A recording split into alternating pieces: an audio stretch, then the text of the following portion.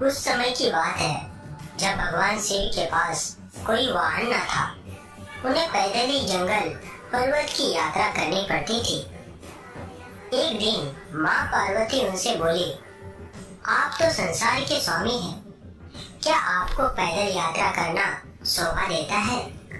शिव जी हंसकर बोले, देवी, हम तो रमते जोगी हैं, हमें वाहन से क्या लेना देना? भला साधु भी कभी सवारी करते हैं? पार्वती ने आंखों में आंसू भरकर कहा, जब आप शरीर पर भस्म लगाकर, बालों की जटा बनाकर, नंगे पांव कांटों भरे पथ पर चलते हैं तो मुझे बहुत दुख होता है। शिव जी ने उन्हें बार बार समझाया, परंतु वह जीत पर अड़ी रही। बिना किसी सुविधा के जंगल में रहना पार्वती को स्वीकार था, परंतु वह शिव जी के लिए सवारी चाहती थी।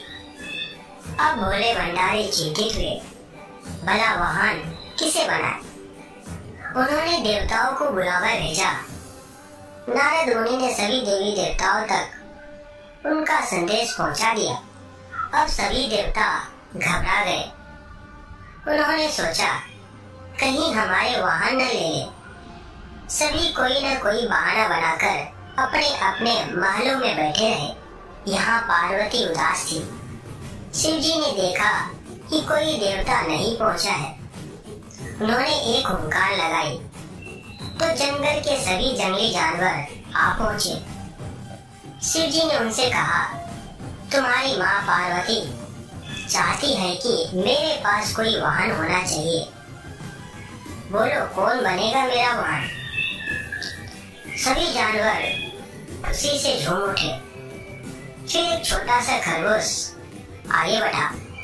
उसने कहा, भगवान मुझे अपना वाहन बना ले, मैं बहुत मुलायम हूँ। इसे देख सभी जानवर हंस पड़े। फिर शेर गरज कर बोला, मूर्ख खरगोश, मेरे होते तेरी जुर्रत कैसे हुई सामने आकर बोलने की? फिर बेचारा खरगोश चुपचाप कोने में बैठकर गाजर खाने लगा।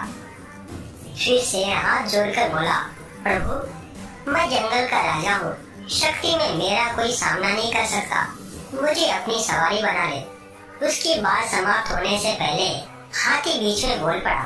हाथी बोला, मेरे अलावा और कोई इस काम के लिए ठीक नहीं है प्रभु। मैं गर्मी के मौसम में अपनी सूंड में पानी भरकर महादेव को नहलाऊंगा। फिर क्या जंगली सुअर भी किसी से कम था? वह भी अपनी थुथुन हिलाते हुए कहने लगा, शिव जी, मुझे सवारी बना लो, मैं साफ सुथरे रहने की कोशिश करूंगा। कहकर वो अपने शरीर की कीचड़ चाटने लगा। फिर कस्तूरी हिरण ने नाक पर हाथ रखकर कहा, छी, कितनी बदबू आ रही है, चल भाग यहाँ से। मेरी पीठ पर तो शिव जी सवारी करेंगे। इसी तरह सभी जानवर अपना अपना दावा जताने लगे। फिर शिव जी ने सभी को शांत कराया और बोले, कुछ ही दिनों बाद मैं सब जानवरों से एक चीज मांगूंगा, जो मुझे वह ला देगा वही मेरा वाहन होगा। नंदी बैल भी वहीं खड़ा था।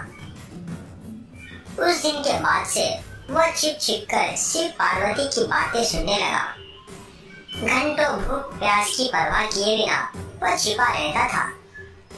एक दिन उसे पता चल गया कि शिव जी बरसात के मौसम में सूखी लकड़ियों की मांग करेंगे, तो उसने पहले ही सारी तैयारी कर ली। फिर कुछ दिनों बाद बरसात का मौसम आया। सारा जंगल पानी से भर गया था।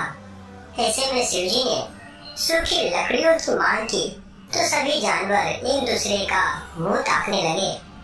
फिर नंदी बैल गया और बहुत सी लकड़ियों के गट्ठर ले आया। फिर भगवान शिव यह देखकर बहुत ही खुश हुए।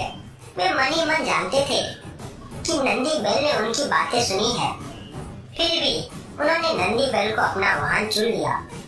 इस प्रकार नंदी बैल भगवान शिव के सवारी बने। फिर सारे जानवर उनकी और माँ पार्वती की जय जयकार करते लौट गए। तो दोस्तों, उम्मीद करता हूँ आपको आज की वीडियो पसंद आया होगा।